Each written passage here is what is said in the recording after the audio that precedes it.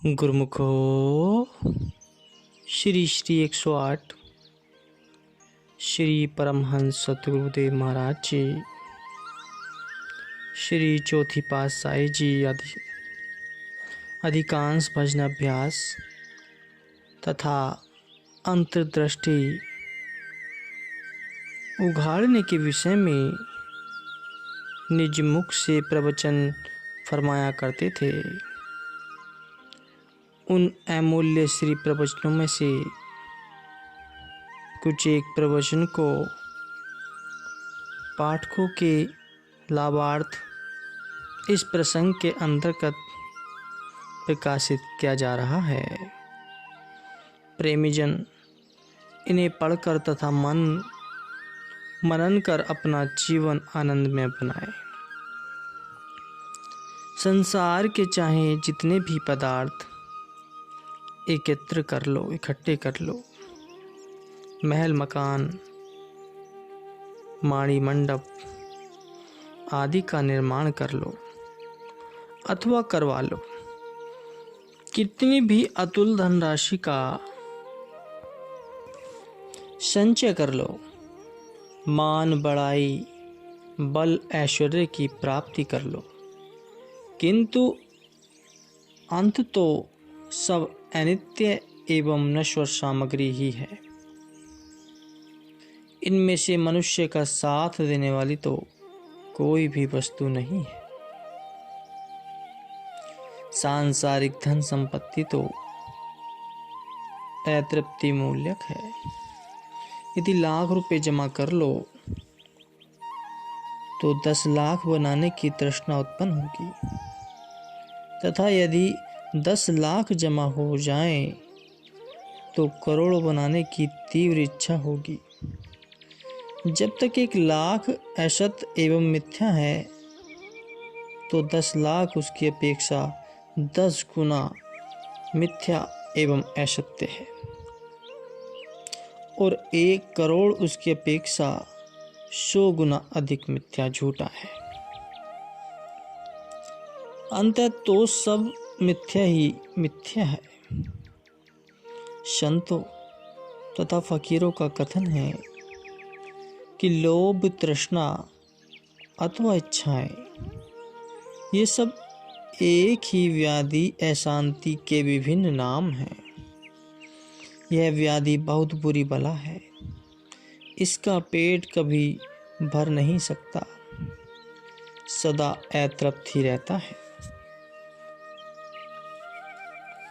भली प्रकार विचार करो कि क्या कभी तृष्णावंत को भी तृप्ति मिली है?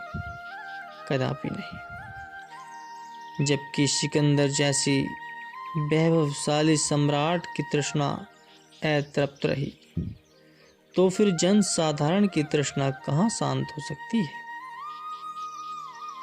तेल कभी अग्नि को शांत नहीं कर सकता, अपितु वह तो अग्नि शिखा को प्रचंड करने वाला, भड़काने वाला है। यदि अग्नि को शांत करना हो तो उस पर मिट्टी अथवा जल डालने से वेग कम हो सकेगा। इसी प्रकार वासनाओं अथवा तृष्णा की पूर्ति का यत्न ही तृष्णा की ज्वाला को अधिक भड़काने के लिए तेल का काम करता है। प्रतिपल इच्छाओं को बढ़ाते रहने से उनकी तृप्ति कभी नहीं होती। हाँ, वासनाओं को दबाने से तथा उन्हें बढ़ाने व फैलाने न देने से उनके वेग को मंद किया जा सकता है। इसी प्रकार जैसे जैसे उनके प्रचंड वेग को मनंतर बनाते रहने से उन्हें बिल्कुल नष्ट किया जा सकता है, उसमें संदेह नहीं है कि प्रत्येक मानव प्राणी सुख शांति का अभिलाषी है, तृष्णा की ज्वाला से दुखी है और सुख शांति की प्राप्ति के लिए दिन रात प्रयत्नशील भी रहता है। इसके साथ वह यह भी जानता है कि आनंद तथा शांति भीतर है, परंतु कर्म इस प्रकार के करता है जो सुख शांति को प्राप्त करने में बाधक है, अर्थात इच्छाओं की बढ़ोतरी में लगा हुआ है, इसलिए इन्हें पाने से वंचित रह जाता है। अपने विचार और बुद्धि अनुसार सुख की खोज करने का परिणाम विपरीत निकलता है कि सुखी होने के बदले पहले से भी अधिक दुखी, अशांत और परेशान होता जाता रहता है। यह परिणाम इसलिए निकलता है कि इसके खोजने का ढंग सही नहीं है। वह उस खोज के ढंग से अनभिज्ञ है। वह खोज करता है सांसारिक पदार्थों में, नाम भक्ति की ओर ध्यान ही नहीं देता, जिसमें सुख शांति और आनंद भरा हुआ है। वास्तविक आनंद तथा इच्छाओं का दमन तो सतगुरु के शब्द की कमाई तथा गुरु सेवा से ही होगा। इसके अतिरिक्त अन्य कोई साधन नहीं है। अतएव इस सुख को प्राप्त करने का यत्न करना ही मनुष्य का कर्तव्य है। गुरुमुखो, एक नन्ही सी चिड़िया के घोंसले को यदि देखा जाए तो बुद्धि चकित रह जाती है, अर्थात मानव बुद्धि भी वैसे घोंसले का निर्माण कर सकने में असमर्थ है। इससे स्पष्ट है कि शरीर पालन तथा कुटुंब पोषण में चिड़िया भी किसी से पीछे नहीं है। बुद्धि तो चिड़िया में भी है, किंतु वह मात्र उदरपूर्ति तथा बाल बच्चों के पोषण में सीमित है। इससे अधिक कुछ करना उसकी बुद्धि के बस की बात नहीं है। यदि मानव भी अपने विचारों और बुद्धि को केवल धन कमाने, शारीरिक मान प्रतिष्ठा प्राप्त करने तथा सुख भोग में व्यस्त करने के लिए काम में खर्च करता है, तब तो साधारण जीवों अर्थात पशु पक्षी आदि जीवों जितना ही काम उस मानव बुद्धि ने भी किया है। यदि यही विचार है तो मानव जीव के ध्येय की पूर्ति तो नहीं हुई। अनन्य योनियों की अपेक्षा मानव की विशेषता तब है जबकि वह भजन भक्ति में मन लगाए, न कि आठों याम स्वार्थ परता, वासनाओं पूर्ति तथा भोग विलास में ही लगा रहे। मनुष्य को मानवता के पद का ध्यान रखना आवश्यक है। जिस प्रकार चंदन की लकड़ी में यदि सुगंधी नहीं हो तो चंदन कौन कहेगा। सुगंधी रहित होने से वह साधारण लकड़ी के समान ईंधन का ही काम दे सकती है और बस लकड़ी के समान ईंधन का ही काम दे सकती है। इसी प्रकार मनुष्य यदि भजन भक्ति का कर्तव्य पालन करने से विमुख है तो उसमें मानवता की सुगंधी नहीं है। मानवता की सुगंधी के न होने से वह भी अन्य जीव जंतु के समान है। गुरुवाणी में कहा है, प्राणी रामो न चेतई मंदी, माया के अंध कहू नानक हरि भजन बिनु परत ताहि जमफंद।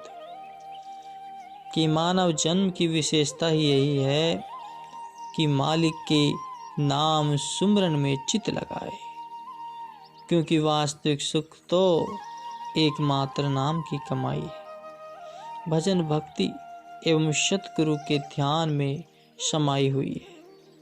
सतगुरु फरमाते हैं कि मानुष जन्म रूपी जो दुर्लभ अवसर तथा उत्तम संयोग प्राप्त हुआ है वह बार बार नहीं मिलता। परम सौभाग्य से प्राप्त हुआ अमूल्य अवसर को हाथ से व्यर्थ न जाने दें। इससे पहले भी माया ने जीव को धोखा देकर इसे 84 का चक्र कटवाया है और इसके अनेक जन्म नष्ट किए हैं। अब ध्यान देना है कि यह अनमोल समय हाथ से निकल न जाए। इसी में ही भक्ति की पूंजी को एकत्र करने का काम करना है। गुरुमुखो, प्रभु प्राप्ति का एकमात्र साधन प्रेम ही तो है, ऐसा कोई और साधन नहीं है। सत्पुरुषों की वाणी है कि साच कहो सुन ले ही संभो, जिन प्रेम कियो तिन ही प्रभु पायो। वस्तुतः तथ्य भी यही है कि प्रेम के बिना हरि दर्शन कदापि नहीं हो सकते। यही सरलतम साधन है। इसके द्वारा प्रेमी अपने प्रियतम को पा लेता है। भगवान श्री कृष्णचंद्र जी उपदेश करते हैं कि हे अर्जुन, कर्म धर्म योग साधन और ज्ञान ध्यान से अति सुगम मार्ग है सच्चा प्रेम। सच्चे प्रेम का लक्ष्य ही प्रियतम के स्वरूप में अपने आप को खो देने का है। जिसने अपनी सत्ता को जीवन काल में इष्ट देव के प्यार में मिटा दिया, वह सदा के लिए अमर पद को पा गया। उसका कोई कर्तव्य भी शेष नहीं रह जाता। जो सच्चे प्रेम और हार्दिक सौंदर्य से मुझ पर सर्वस्व समर्पित कर देते हैं, वे इस मिथ्या संसार के झमेले से पार हो जाते हैं और उनकी पहुंच परमात्मा तक हो जाती है।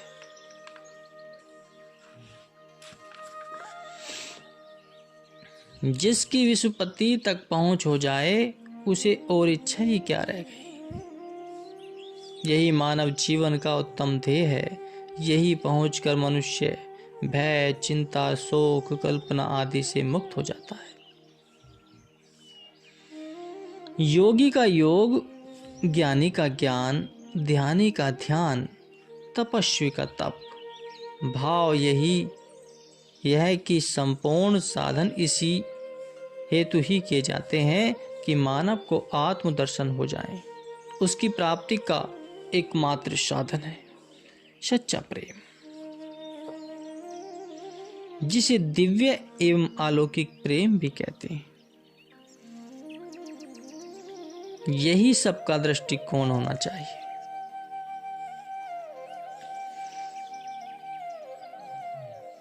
प्रेम अथवा भक्ति एक ही तत्व के दो नाम हैं, इसलिए दोनों को मिलाकर प्रेम भक्ति का नाम दिया जाता है। तथा जहाँ प्रेम भक्ति का विनिवास होगा, वहाँ का दृश्य ही कुछ अन्य प्रकार का होगा। गुरुमुख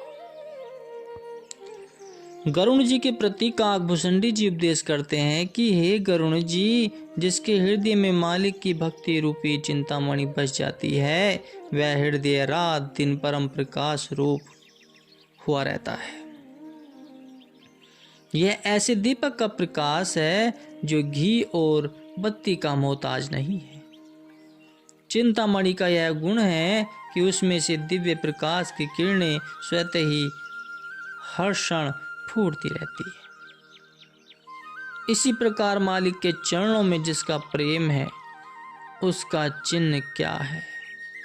यही कि उसके हृदय में दिन रात प्रेम भक्ति का प्रकाश व्याप्त रहता है। माया मोह का अंधकार उसके निकट तक नहीं फटक सकता। जहाँ चिंतामणि हो, वहाँ मोह रूपी दरिद्रता का क्या काम। फिर इस प्रेम भक्ति रूपी प्रकाश को लोभ की वायु चाहे कितनी ही प्रबल हो, नहीं बुझा सकती, क्योंकि चिंतामणि का आलोक वायु के कारण मंद नहीं पड़ सकता।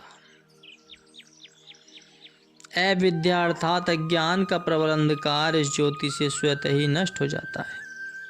तथा मन के जितने भी विकार हैं वे पतंगों के समान इस प्रकार पुंज द्वारा जलकर भस्म हो जाते हैं।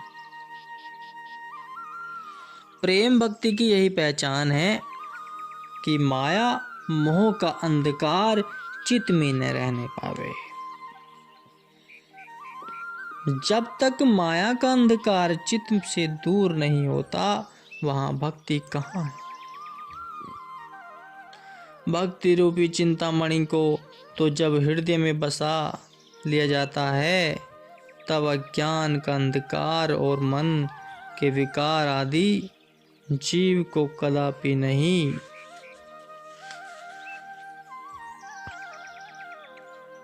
नहीं सता सकते।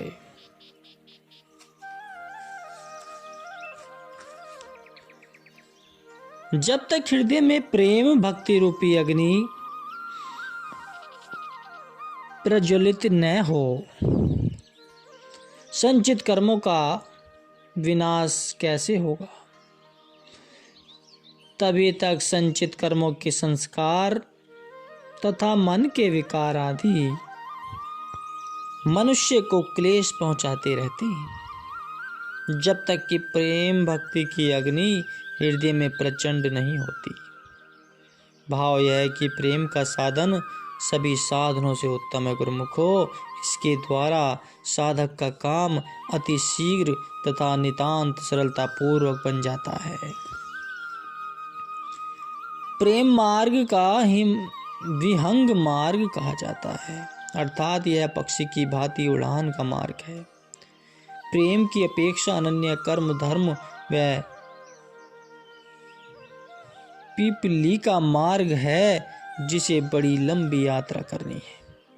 वह यदि चिऊटी चाल से चले तो कब तक अपने लक्ष्य स्थान को प्राप्त करेगा, और यदि पक्षी की गति से उड़े तो कितनी देर लगेगी, इसका अनुमान कर सकना बहुत कठिन नहीं है।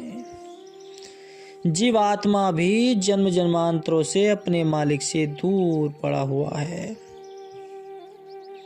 इसके सम्मुख भी बड़ी लंबी यात्रा है।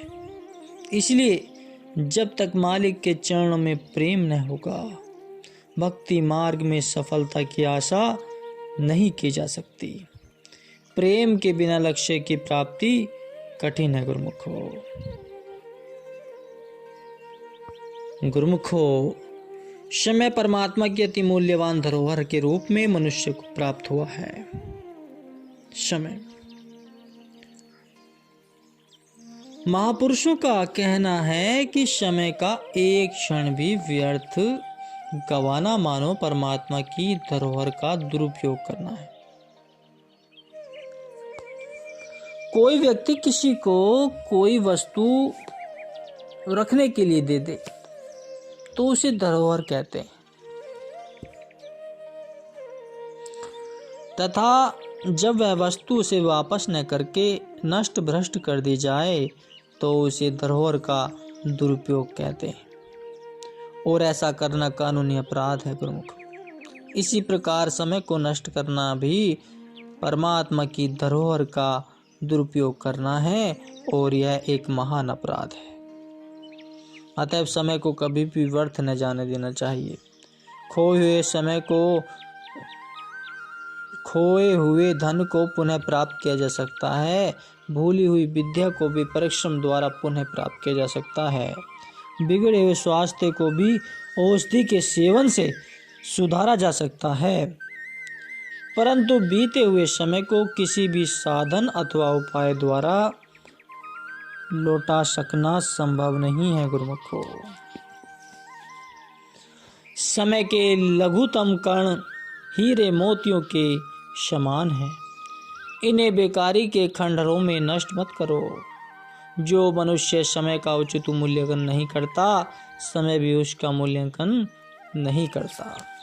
हमारे जीवन का प्रत्येक दिन एक प्रियतिथि है जो प्रकृति की ओर से हमारे लिए सौभाग्य के लिए उपहार साथ लाता है और हमें भेंट करता है।